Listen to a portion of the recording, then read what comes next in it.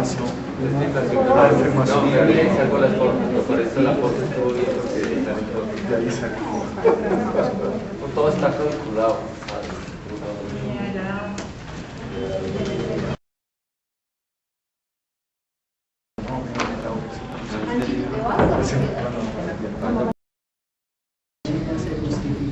Qué raro. Tiene demasiadas imágenes al chat. Ah, ya, la carga. Sí. Yo pensé que por el estilo de Levinas, el ser otro ser. Eso se entendía, pero no es por eso. No. Ese o eso.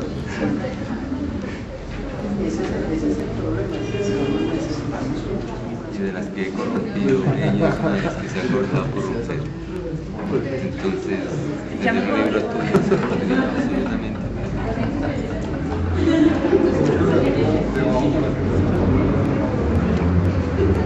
Lo que quiero decir, ya que es un ambiente tan bonito, conversar, decir cosas. ¿Le invitan a los eventos a las 9 y llegan a las 10? O no llegan. Mandan un telegrama. Uy, perdón, eso se está, Sí, se está grabando. Se está grabando. Tal vez un email.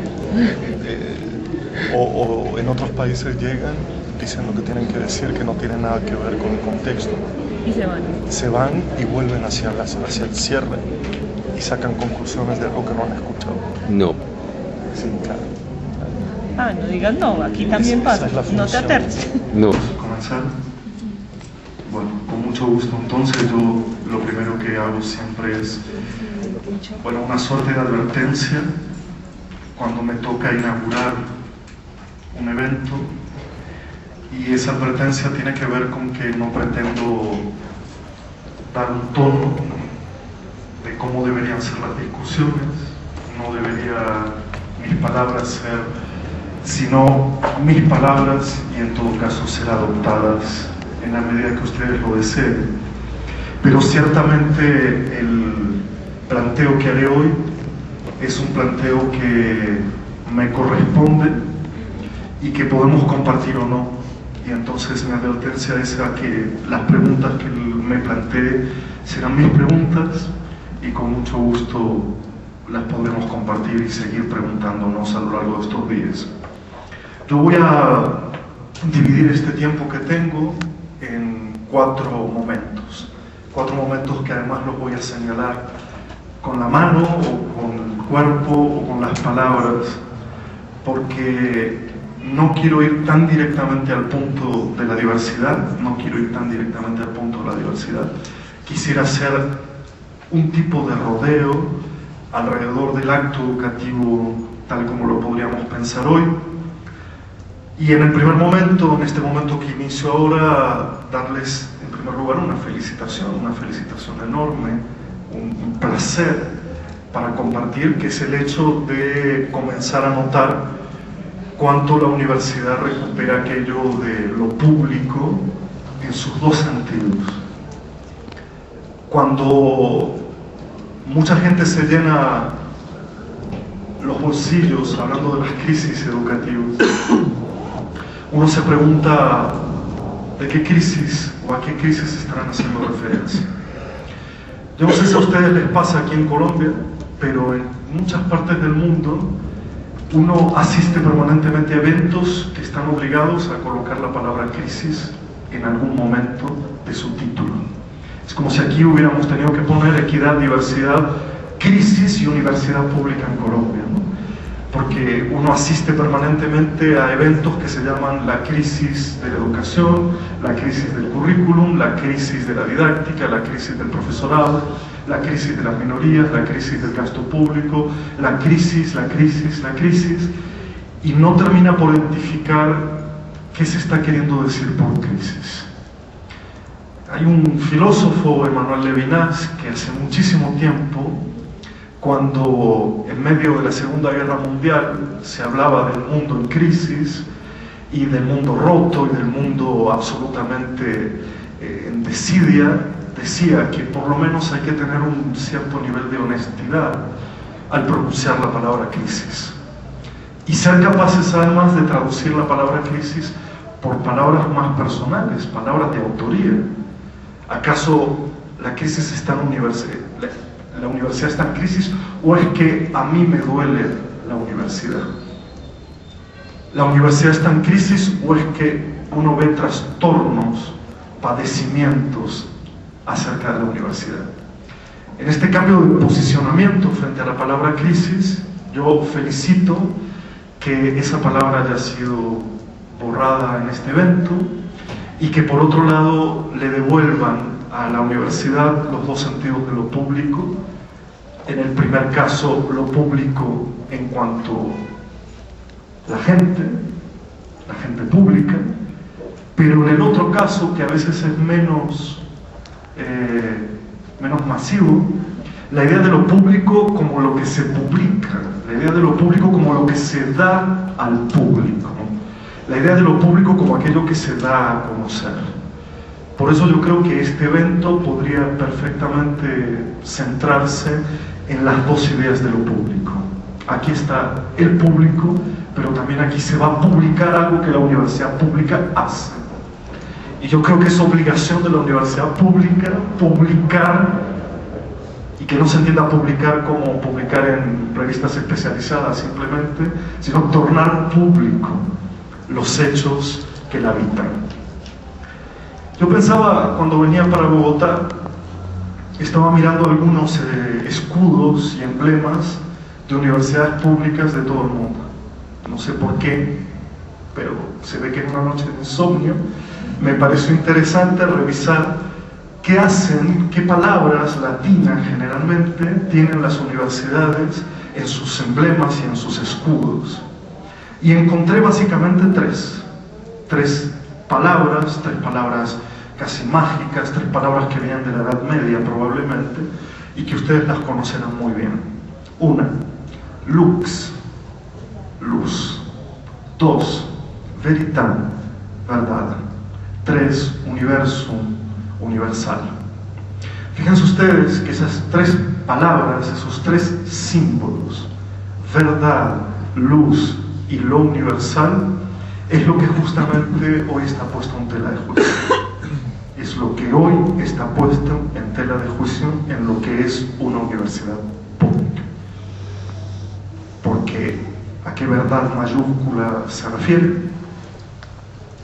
¿Cuál es la luz que se arroja? ¿Cuál es la luz que se arroja? Y tercero, en esta pretensión de lo universal, el desprestigio de lo regional, el desprestigio de lo local, la subestimación a lo que es el saber local, en nombre, repito, de lo universal. Pues no es que la verdad no exista, para tomar el primer símbolo, sino que solo existe en plural. Si no existe. La verdad es una de esas palabras que va sin mayúscula y siempre en plural. Y recuerdo aquí aquello que siempre repetimos, y es que depende la verdad de la boca que la pronuncia, y por lo tanto hay que ver quién dice lo que dice. Que el conocimiento, cuando se incorpora, cuando se enraiza en cada uno de nosotros, no solo no arroja ninguna luz, sino que básicamente nos pone en el medio del claroscuro. Es decir, no solo no nos revela, no ilumina, sino que lo que hace es, si se puede usar esta expresión, claro-oscuriar,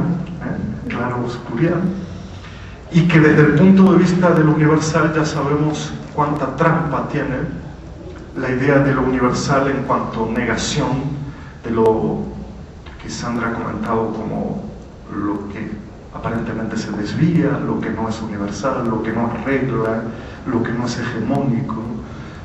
En fin, que lo que estamos planteando aquí son tres palabras que comandan la idea de universidad, y que en todo caso son sus tres palabras simbólicas las que hoy están en crisis.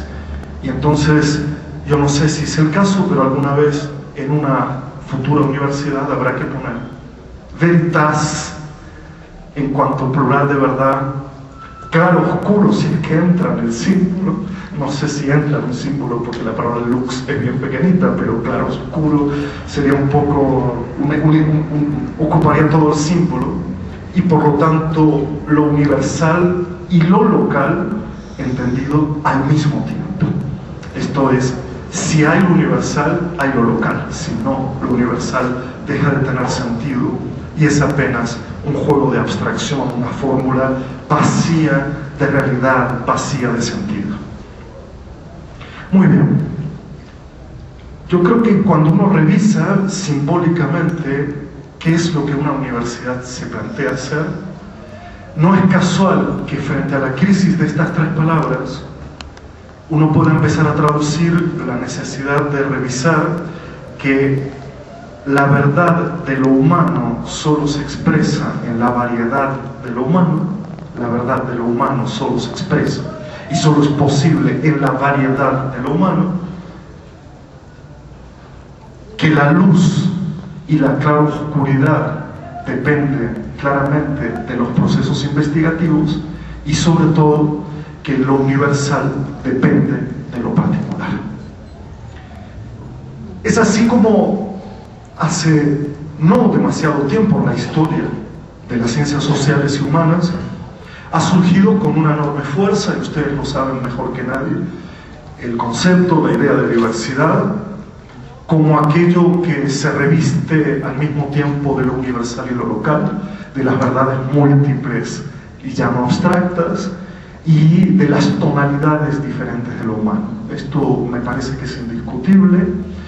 Algunos, frente a esta emergencia del concepto de diversidad, dirán que no hay más nada que decir que hay diversidad, H-A-Y, que hay diversidad y que luego de eso no tendremos mucho más para decir. Hay quienes sostienen que es un dato inicial insoslayable, sobre lo cual mucho más no se puede decir a no ser entrar en las especificidades de los sujetos que la componen. Pero hay otros que pensarán que cuando uno afirma la idea de la diversidad entra a jugar parte todo un ejercicio nuevo de reconfiguración política, de reconfiguración pedagógica, etcétera, etcétera.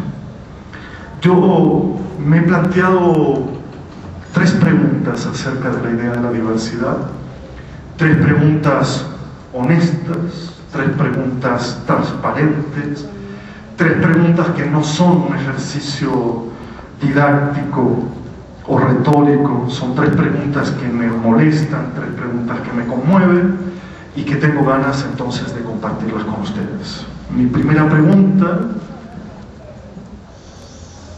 a ver, lo diré de otro modo, frente al optimismo que entraña la idea de diversidad, me gustaría colocar como tres obstáculos más del orden epistemológico a la misma idea de diversidad. La primera sería si el enunciado de la diversidad, esto es, si enunciar la diversidad es igual, es equivalente a haber comprendido la cuestión del otro.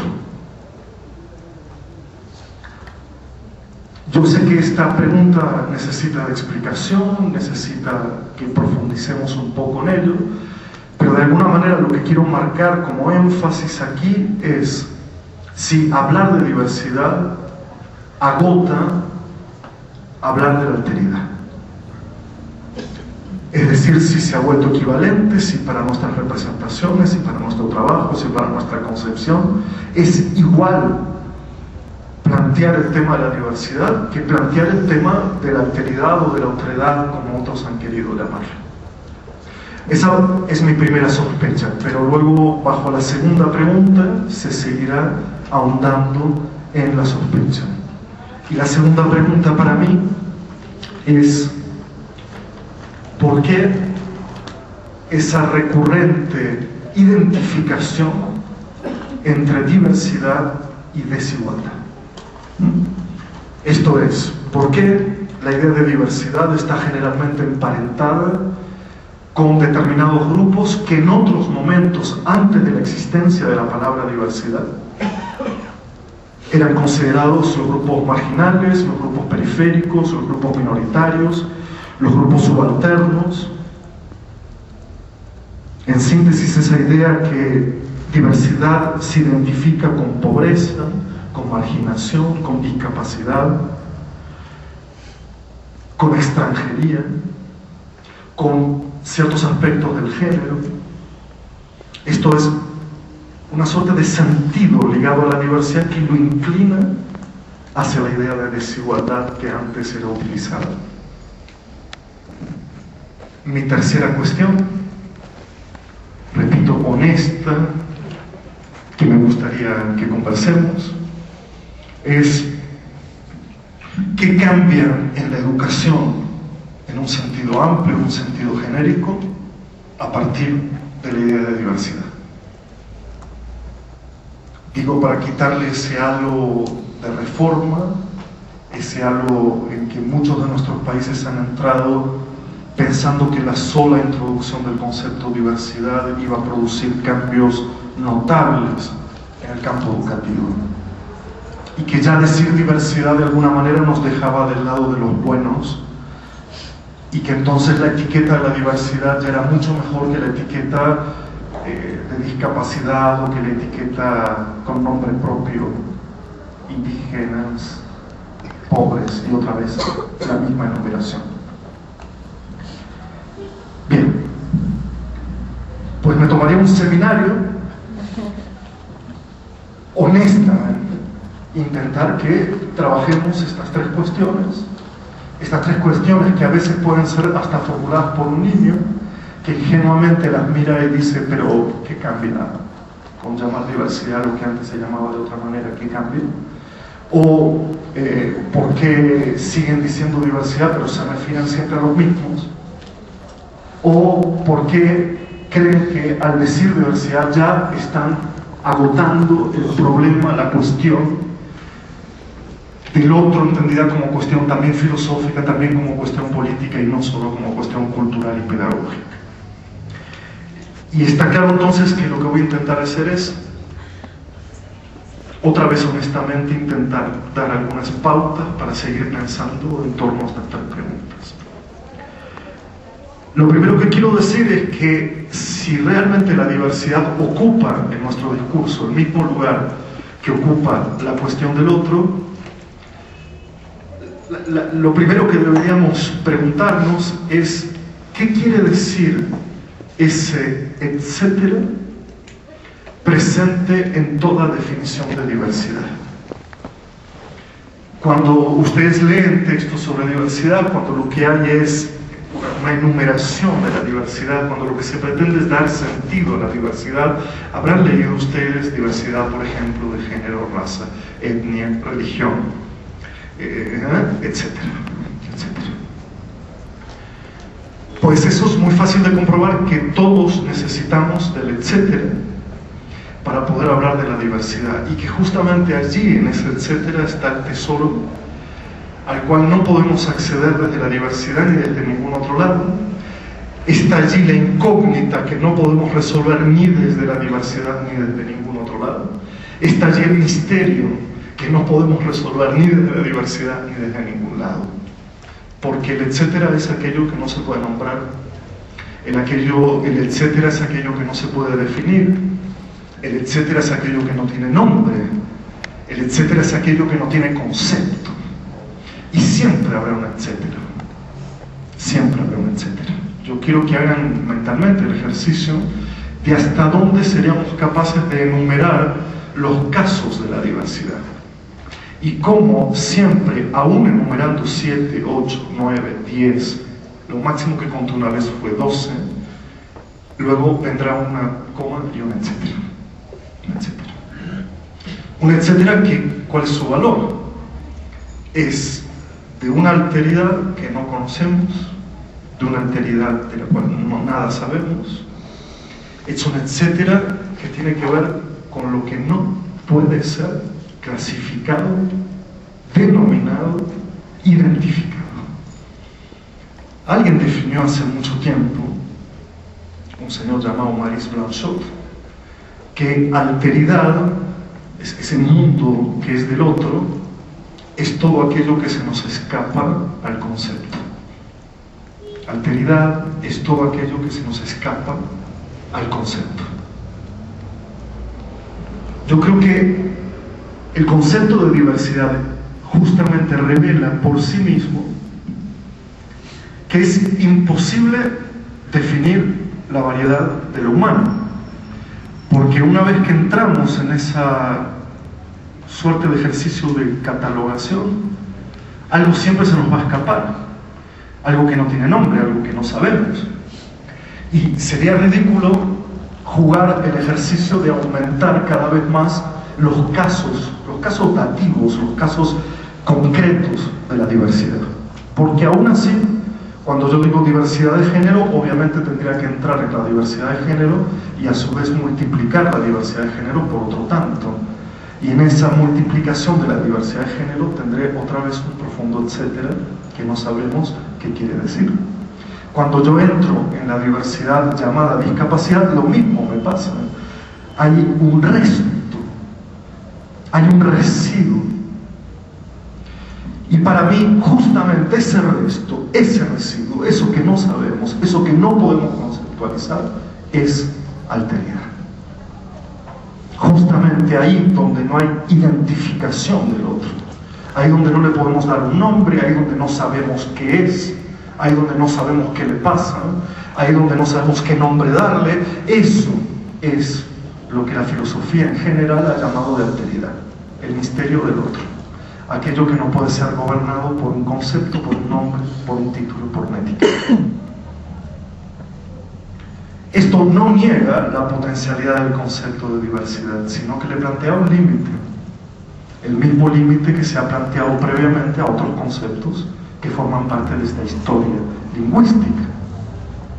El límite del concepto está justamente en que no puede revelar la alteridad, no la puede detallar, porque siempre algo se le escapará y en la propia dinámica de lo humano siempre habrá un resto que no puede clasificarse. Por lo tanto, no estaría de más decir que para mí el concepto de diversidad va como detrás del concepto de alteridad, es decir, va detrás de la necesidad de definir al otro, pero nunca lo alcanza.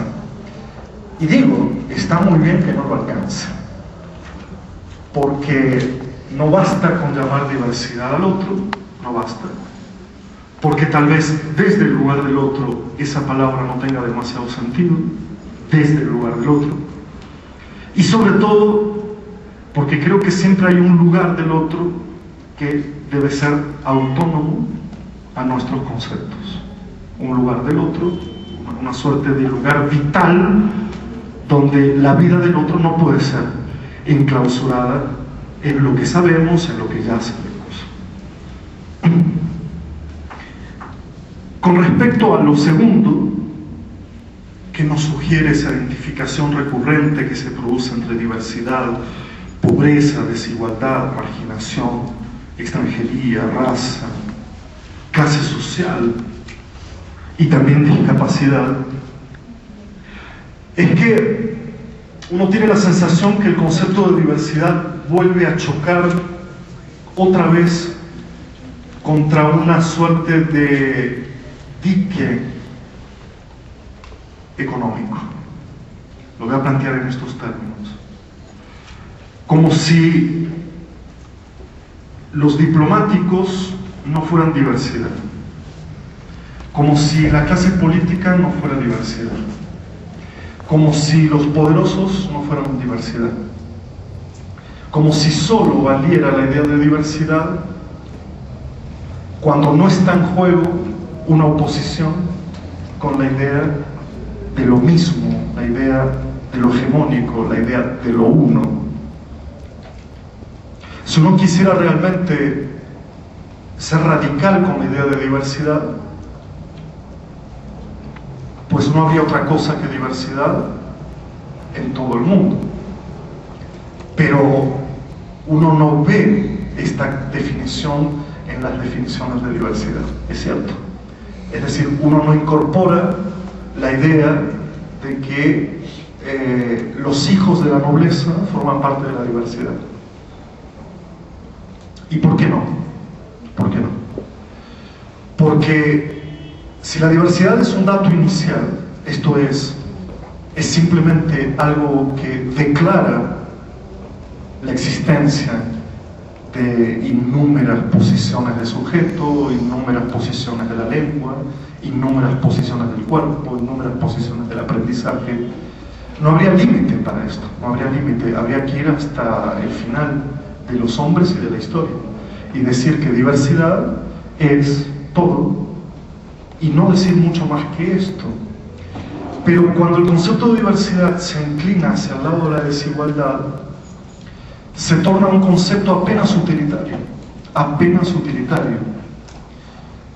incluso no podría decir apenas políticamente correcto, para no llamar de discapacitado al discapacitado, de indio al indio, del negro al negro, de africano al africano, de pobre al pobre, y empezar a naufragar en esta idea de que todos ellos, esto que estoy diciendo, son diversidad.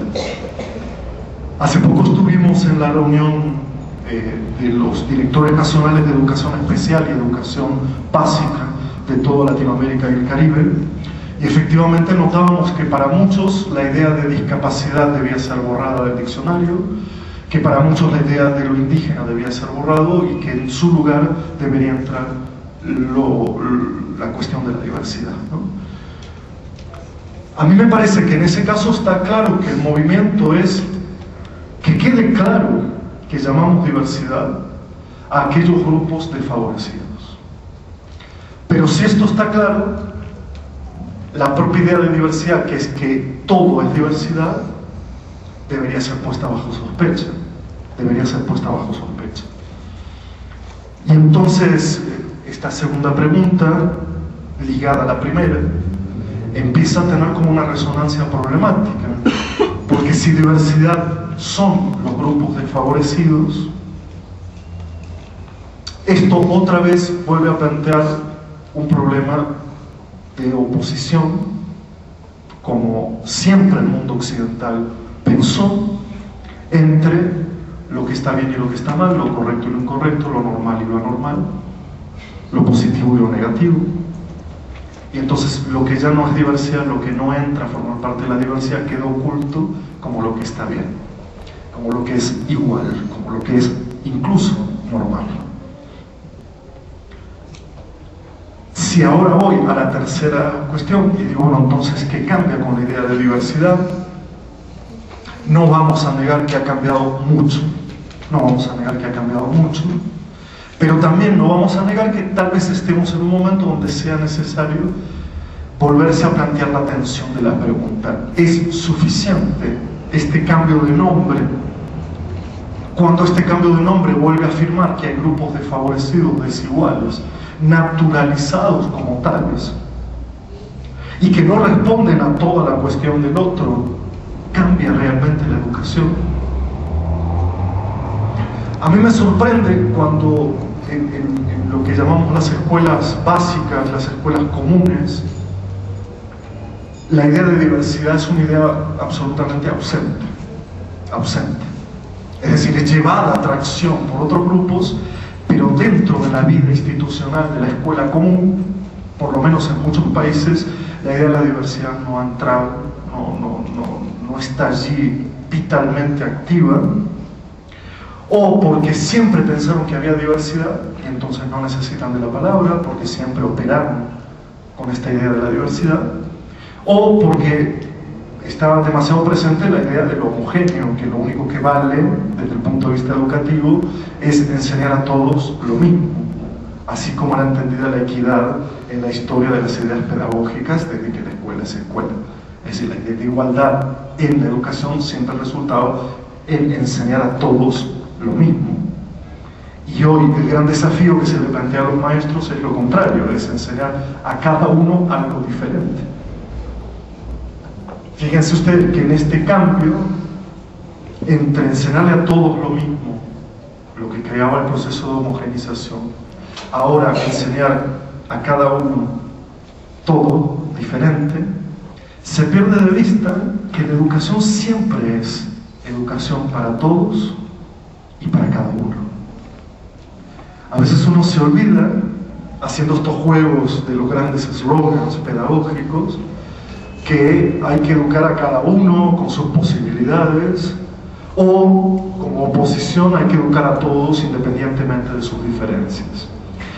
Y hoy más que nunca, si hay un desafío pedagógico, desde los primeros grados de educación hasta los últimos, es que la idea es educar a todos y a cada uno con una frase indisociable. Indisociable. Como lamentablemente estas frases están históricamente disociadas, porque repito, o se educa a todos sin importar quién es cada uno, o se ha entrado en un cierto proceso obsesivo de saber bien quién es cada uno para educar a cada uno, y sin embargo me parece que la frase que más cabe, que la actitud ética que más cabe, es cuando uno plantea la educación es para todos y para cada uno, sin tomar aire en el medio, sin hacer una pausa en el medio, sin que haya una ruptura ni una contradicción entre estas dos ideas. Repito, para mí, si hay cambio en educación, gracias a la idea de diversidad, debería ser formulado bajo la mirada de es educación para todos y para cada uno.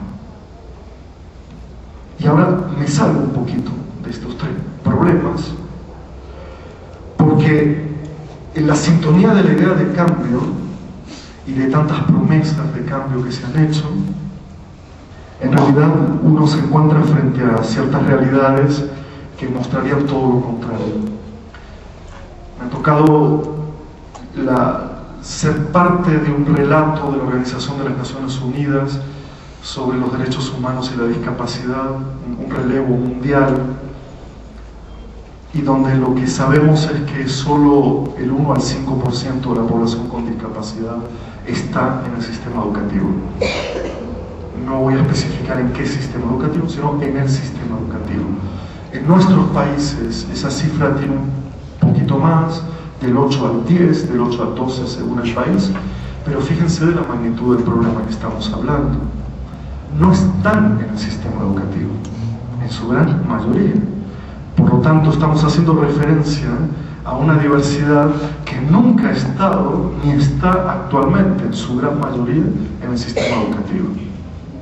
Por eso, claro, cuando yo sé que hay 40 sordos o 50 estudiando en una universidad pública, o con todos los proyectos de grupos indígenas, digo, bueno, esto cambia un poco la relación, pero si lo piensan a nivel mundial, estamos hablando de una población que no nos preocupa, y hablo de un nosotros general, ¿sí? Digo, no nos preocupa, porque si nos preocupase, estaríamos un poco más alertas a pensar dónde están.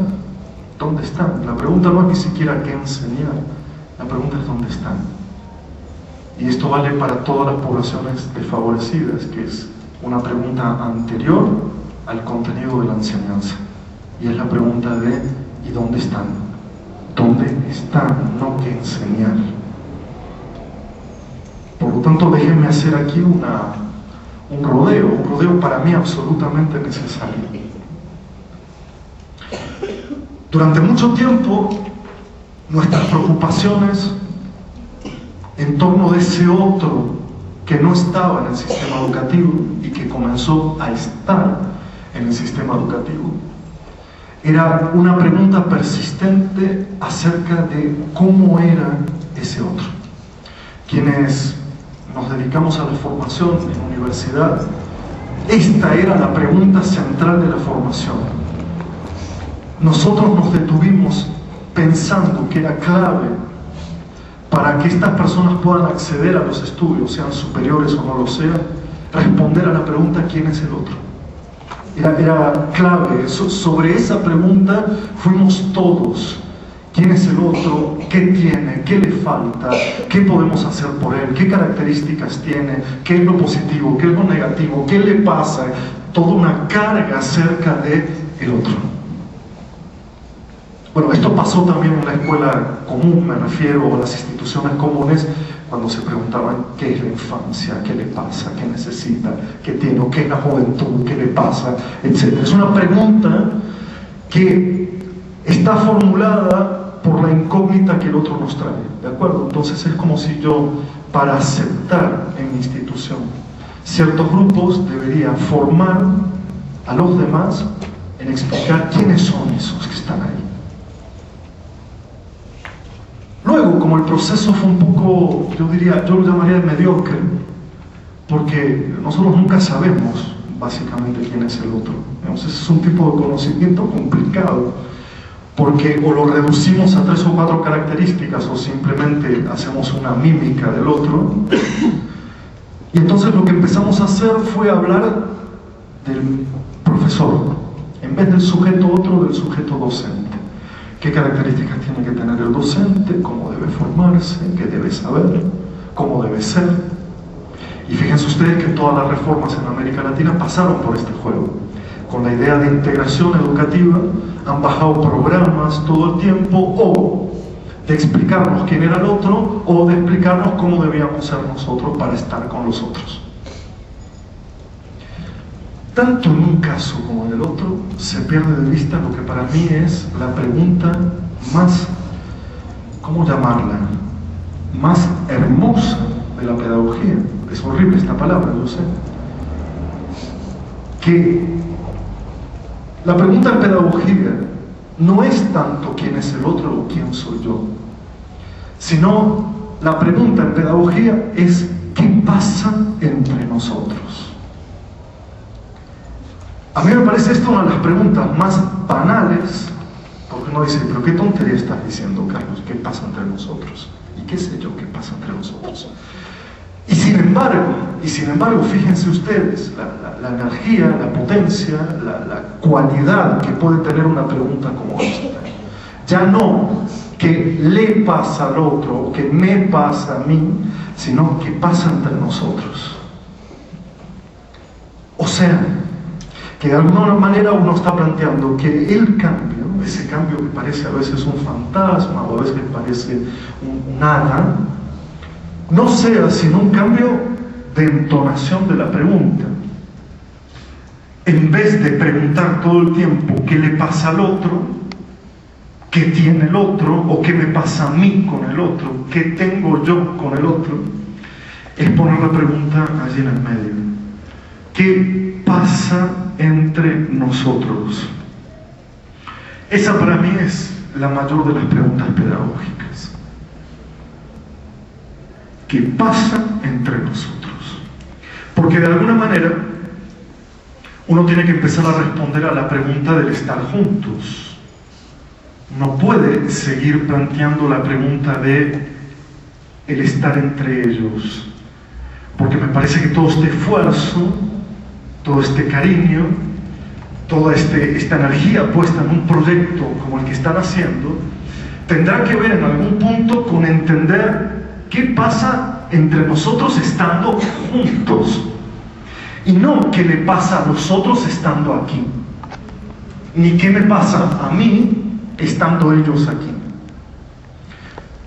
Casi, para ponerlo en un juego de palabras un poco tonto, pero a mí me gusta, ya no se trataría tanto de sujetos como de predicados.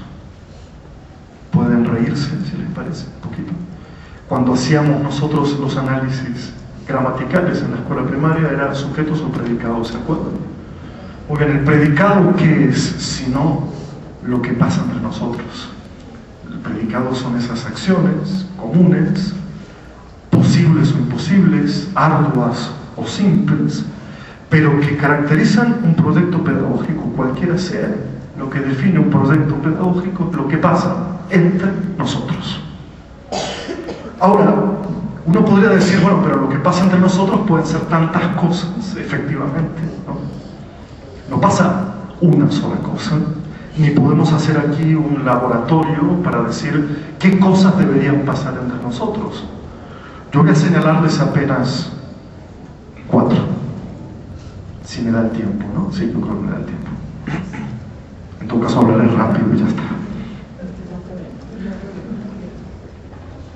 Lo que pasa entre nosotros puede ser, por ejemplo, algo muy frecuente, algo que uno ve a diario, algo que nos pasa a diario, y es esa persistente tendencia a tematizar al otro.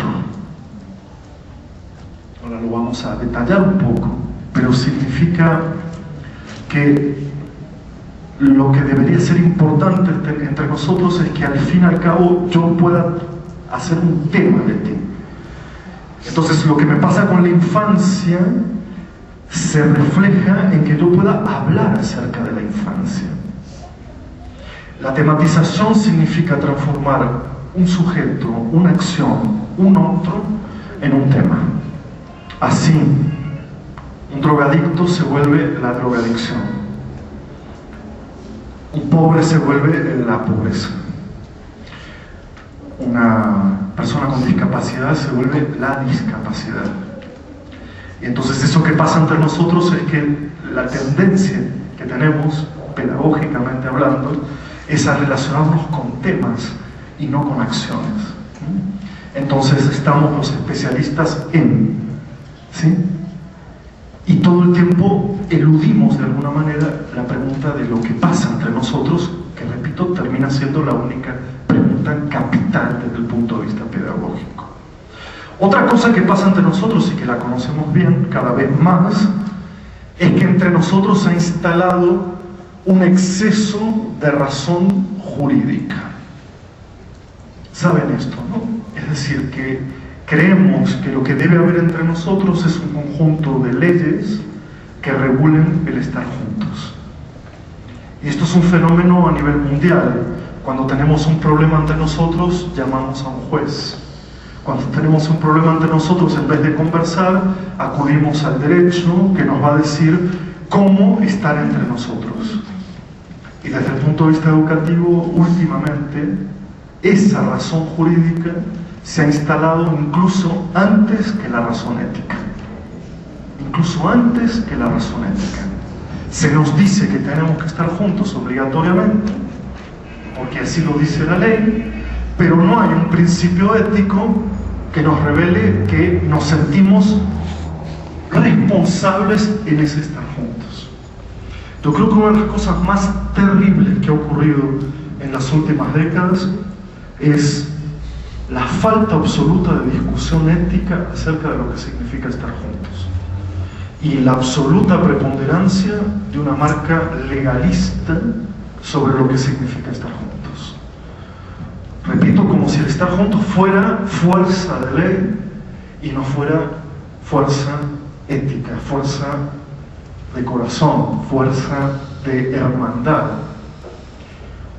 Por eso me parece que lo que pasa entre nosotros también, en tercer lugar, luego de la tematización y la razón jurídica, es una distinción absolutamente necesaria que hay que hacer, que pasa entre nosotros, que es la distinción entre la política y lo político. Entendiéndolo desde este punto de vista concreto. Es decir, estamos juntos y eso crea nuevas formas políticas,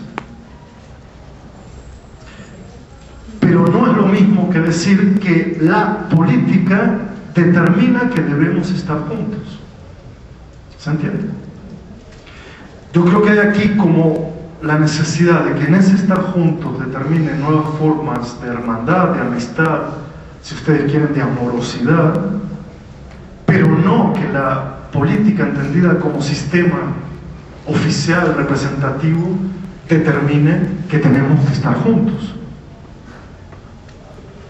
Y por último, en este recorrido, está claro que ese estar juntos supone al mismo tiempo la hospitalidad, como dijo Sandra, es decir, recibir al otro, acogerlo, pero también la hostilidad, Sandra. Porque si no, seríamos ingenuos en pensar que una institución pueda hacer lo que un sujeto no puede ser. Esto es recibir al otro sin pedirle nada a cambio. No me puedo imaginar cómo una universidad pudiese pensarse hospitalaria en un sentido literal, porque además, ustedes recordarán que la definición de hospitalidad más típica es recibir al otro sin condición. Uno debería decir, la universidad también debería recibir al otro sin condición. Pero eso borra la tensión que necesariamente existe entre los sujetos y las instituciones. Y yo creo que por suerte, todavía hoy, entre la hospitalidad y la hostilidad, es que se produce lo humano. Si solo hubiera hospitalidad, no habría de qué conversar. Pero como también hay algo de hostilidad, por ejemplo, entre jóvenes y adultos, entre niños y jóvenes, es que tenemos que conversar sobre lo que nos diferencia, sobre lo que no es común inicialmente. En el fondo, la gran pregunta que nos deja todo esto, en mi opinión, independientemente de la idea de diversidad, independientemente de la idea de eso que nos pasa, es que, subiéndome un poco a los hombros de un filósofo recientemente fallecido, Jacques Derrida, hay dos preguntas educativas que le son inherentes a cualquier encuentro con el otro. Dos preguntas. Y depende cuánto dure la primera pregunta, o depende cuándo aparezca la segunda pregunta, es que los procesos educativos serán de un tipo o de otro tipo. Derrida se pregunta inicialmente, ¿es posible enseñar a vivir? Entendiendo que efectivamente de eso se trata el acto educativo, de una intención por afirmar la vida,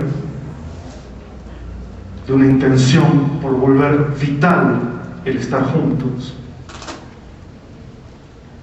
Y él decía, esa pregunta depende del tono como la respondamos, ¿no? Porque uno podría decir, claro, yo te puedo enseñar a vivir, marcando ese yo como un yo obligatorio. Y en ese caso, dice Derrida, no se trata tanto de enseñar a vivir, sino como de mostrarte qué vida deberás seguir. Porque es el yo que enseña que está en primer lugar, ¿no? Así en un tono omnipotente y soberbio, diciendo, yo te voy a enseñar a vivir. Y en los proyectos más hermosos, más democráticos, más progresistas, esto aparece mucho también. Cuando uno dice, hay que enseñar a vivir a la gente que no tiene esa posibilidad, pero yo te voy a enseñar a vivir, marcando ese yo de una forma muy acentuada. Pero la otra pregunta, terriblemente educativa, es ¿cuándo serás responsable por tu propia vida? No si es posible enseñarte a vivir, sino ¿cuándo serás responsable por tu propia vida? Fíjense cómo juegan estas dos preguntas entre sí. Y yo hace poco lo estaba pensando, lo que nos había pasado en cierto campo de la educación especial a propósito de estas dos preguntas, ¿no? Porque uno puede hacer la primera pregunta toda la vida y nunca dejarle al otro la posibilidad de que sea responsable de su propia vida. Y entonces yo pensaba, ¿cómo hacemos esta primera pregunta? Si es posible enseñar a vivir o aprender a vivir, si no inmediatamente también preguntamos cuándo serás responsable por tu propia vida, es decir, cuándo serás independiente y tomarás tus propias decisiones. Es que yo creo que a veces la primera pregunta demora mucho tiempo. Estamos mucho tiempo queriendo enseñar a vivir. Y la segunda pregunta casi nunca aparece. O al revés, hay instituciones, procesos, políticas educativas que ni se plantean enseñar a vivir, ni se lo plantean, y quieren que inmediatamente el otro sea responsable por su vida. Entonces yo creo que ahí hay un espacio en el cual pensar el acto educativo es estar juntos, como algo que va entre el intentar enseñar a vivir y que el otro sea responsable por su propia vida. Es una suerte de frágil equilibrio entre estas dos preguntas. porque, repito, no ha visto cómo la primera pregunta se excede en el tiempo y en el espacio. Y nunca se da la posibilidad de que aparezca la segunda pregunta, o al revés. No se enseña nada, pero ya se pide que el otro sea responsable por su vida. Ahora bien, déjenme terminar, si este es el caso, déjenme terminar. Yo sé que apenas he esbozado un programa de dudas, un programa de pensamiento. No trabajo con reloj, yo no sé en qué estamos, pero... No, igual que a terminar, ¿sí? Después en todo caso lo seguimos en las preguntas, ¿claro? A mí me da la sensación que se nos pide, y ese nos tiene que ver con la función de educar, con la función del docente, se nos pide demasiado. Se nos pide demasiado. Se nos pide que seamos como el mundo no es, en primer lugar. Se nos pide que aceptemos la diversidad, se nos pide que la toleremos, la respetemos, la aceptemos, mientras en el mundo pasa todo lo contrario. Se nos pide que enseñemos a todos y a cada uno. Se nos pide que seamos inclusivos. Se nos pide que seamos generosos. Se nos pide que seamos equitativos. Y repito, mientras el mundo allá afuera no lo es. Yo creo que ahí aparece una de las claves de la formación, una de las claves del pensamiento pedagógico, y es que tal vez se acabó el tiempo de pensar el acto educativo como un acto heroico, o como un acto que tenga que ver con grandes epopeyas, grandes travesías, grandes cruzadas.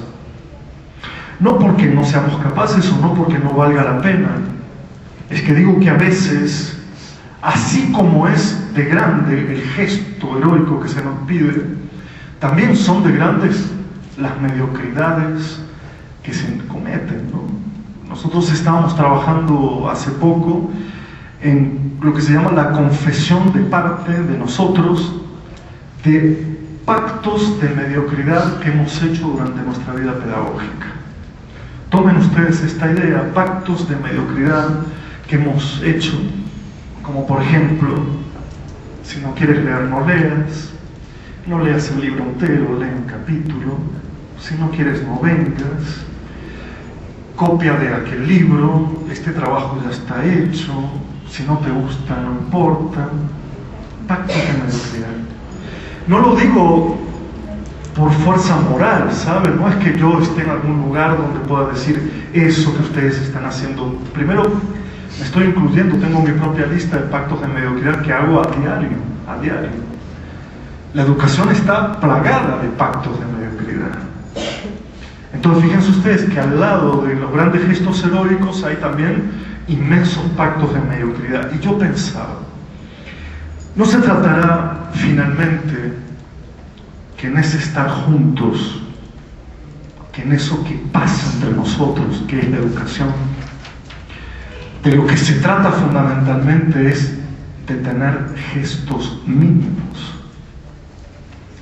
No se trata que en realidad darle la bienvenida a 50 sordos es algo que había que hacer, y que no se trata de un gran acto heroico, sino simplemente de una reparación histórica. ¿No será que invitarte a mi escuela para que estés en tal grupo, en vez de hacerlo con bombos y con guirnaldas y con la banda del pueblo, haya que hacerlo simplemente ven paz? Este es tu lugar, ya lo era de antemano. ¿No será que lo que define el acto educativo son una serie de gestos mínimos que ni los consideramos porque nos parecen poca cosa, y sin embargo son esas las que definen que un acto educativo tenga sentido para el otro? La mirada puesta en el otro, el abrazo, el dar a leer, el dar a escuchar, el dar a oír, el escuchar, el oír. ¿No será eso lo que define el acto pedagógico mucho más que decir que yo respeto y tolero al otro? Porque déjenme decir que lo que pasa entre nosotros, o sea, entre tú y yo, por ejemplo, no sé si puede ser llamado de diversidad, de tolerancia, de inclusión. Porque cuando yo estoy con alguien, no puedo hablar con ese alguien en ese tono en el cual él es el diverso, él tiene que ser incluido. Yo siempre digo que lo que pasa entre nosotros exime grandes palabras y grandes discursos, porque pasa entre nosotros. Había un filósofo, Michel Balzer, que decía: la única tolerancia real es aquella donde la palabra tolerancia no se pronuncia. No se pronuncia. Por eso, si uno está en un matrimonio donde todo el tiempo se habla de la tolerancia, efectivamente tengan cuidado, porque quiere decir que no hay tal cosa como esa relación. Pero una relación marcada por eso que pasa entre nosotros, por ese estar juntos, no precisa de la sofisticación de una lengua. Precisa, claro, de políticas de hermandad, de amistad, de generosidad. Pero lo que pasa entre nosotros tiene otro lenguaje, tiene otras palabras. Me decían hace muy poco, en escuelas donde tienen niños incluidos, que ellos no usan la palabra inclusión en la medida que el niño está allí. Porque no es una posición definitiva ni fija, sino simplemente el acto de abrir la puerta de una institución. Nosotros decimos, inclusión significa no otra cosa que abrir las puertas de la institución si es que estaban cerradas. Como sabemos que mayoritariamente están cerradas, pues se tratará de abrir las puertas de la institución. Luego, cuando alguien esté dentro de la institución, eso ya es estar juntos. Estar juntos, y aquí va una definición un poco, digamos, ambigua, pero al mismo tiempo que no crea una idealización del estar juntos, podría ser la siguiente: estar en común o estar juntos es estar en el afecto, ser afectados y afectar. Esto lo dice Jacques Nancy, y aclara que eso de ser afectado y afectar, o sea, no es que solo se afecta al otro, ni solo el otro nos afecta, sino que estar juntos supone ese doble movimiento. Quiere decir, entre otras cosas, contacto, contigüidad, fricción, encuentro, colisión. Es decir, que no hay que idealizar la idea de que el estar juntos es una fiesta de cumpleaños con un payaso en el medio, sino que estar juntos supone al mismo tiempo la contigüidad, el contacto, el límite, la fricción. Lo mismo que pasa con la democracia. La democracia es todo eso. Y renunciar a la fricción, renunciar a todo eso, renunciar a la paradoja de estar juntos. Bien, para ir cerrando, un pequeño decálogo del estar juntos. A ver cómo funciona, a ver qué les parece. Son 10 frasecitas de lo que para mí significa estar juntos, pero que además resume todo lo que he pretendido decir y todo lo que no pude decir esta mañana. Estar juntos no tiene valor en sí mismo. Y esto lo digo claramente porque no se trata de una reunión de personas, estar juntos, sino en la medida en que sintamos lo que hacemos. Para decirlo de otra manera, estar juntos depende de lo que nos pasa estando juntos. No es un valor de por sí, esto de que tenemos que estar todos juntos. ¿Para qué? ¿Para qué? ¿Para qué? 2. Estar juntos no tiene sentido, no tiene valor en el sentido moral. Estar juntos no tiene valor en un sentido moral. No es que esté bien estar juntos y mal estar separados. 3. Estar juntos habla de un límite, no de una fusión o de una asimilación. Habla de un límite. Estamos juntos, sí, pero tú eres tú, yo soy yo, claro. ¿No? Estar juntos nos habla de un límite y no de una fusión impersonal o de una asimilación.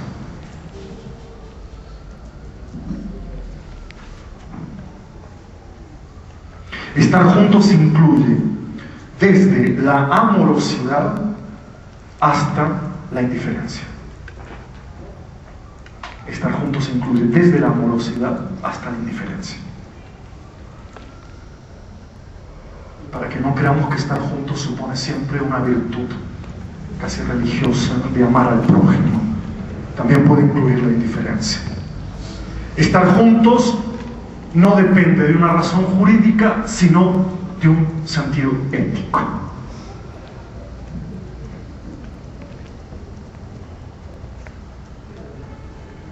Estar juntos dice mucho más acerca de lo político que de la política.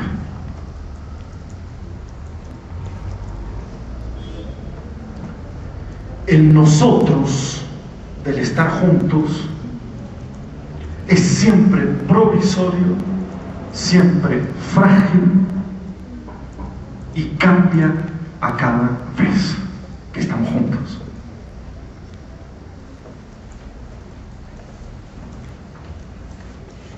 Estar juntos supone a la vez hospitalidad y hostilidad. Estar juntos impide tematizar al otro, y estar juntos suspende la idea de tolerar al otro.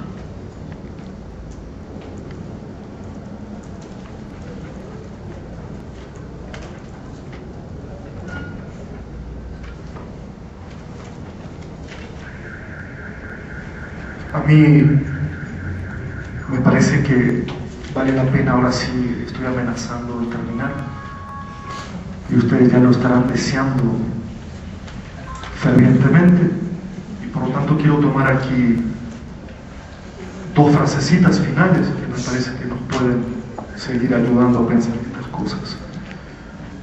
El poeta Walt Whitman, poeta, dijo alguna vez, no importa a quién se lo dijo, si ustedes quieren después lo aclaramos, pero le dijo a alguien: hasta que el sol no te excluya, yo no te excluiré. Y esto yo lo utilizo como una idea justamente de los gestos mínimos, porque ¿o acaso creemos que somos más altos que el sol y más luminosos que el sol como para excluir a alguien? Cuando Walt Whitman escribió este poema, dijo: hasta que el sol no te excluya, yo no te excluiré. Y lo otro que quiero comentar tiene que ver con algo que ya hablamos mucho con Iván y que espero que sigamos hablando, y tiene que ver con educar la mirada y no tanto la palabra, porque me da la impresión que estamos un poco destenidos de ir modificando las palabras, acomodándolas a las nuevas situaciones. Hace unos tiempos que venimos trabajando esta idea de educar la mirada, que parece también otra vez un poco soberbia, ¿no? Esto de te vamos a educar a mirar, ¿no? O cuando tú serás responsable por tu propia mirada, ¿no? Pero yo pensaba cuánto de nuestras definiciones educativas, cuánto de eso que pasa entre nosotros depende ni más ni menos que de cómo miramos. Miramos en un sentido literal de la palabra, no en un sentido simbólico. Como si la mirada pudiese decir: tú vete al otro grupo por la mirada, ¿no? Y creo que hay mucho en el sistema educativo que depende simplemente de la mirada, ni del diagnóstico, ni de la clasificación, ni de la etiqueta. Es la mirada la que regula los espacios y ese convivir juntos. Y mañana vamos a tener la oportunidad de ver un material al respecto, un material visual, pero allí hay una palabra, una frase que dice: hay hombres que cuando abren los ojos manchan con la mirada. Y quizá educar sea justamente intentar a rajatabla que cuando abramos los ojos no manchemos con la mirada al otro. Me parece que esto sería como no solo el final de esta conferencia, sino el único gesto posible, que es tomar la decisión ética de mirar a alguien y no mancharlo con la mirada. Porque justo a esta frase se le sigue con aquella famosa frase de Nietzsche, cuando decía, perdón, esta es de Nietzsche, la otra es de otro, Lichtenberg, cuando decía: allí donde el ojo ve borrosamente, es decir, ese ojo que mancha, ya hay una especie de muerte.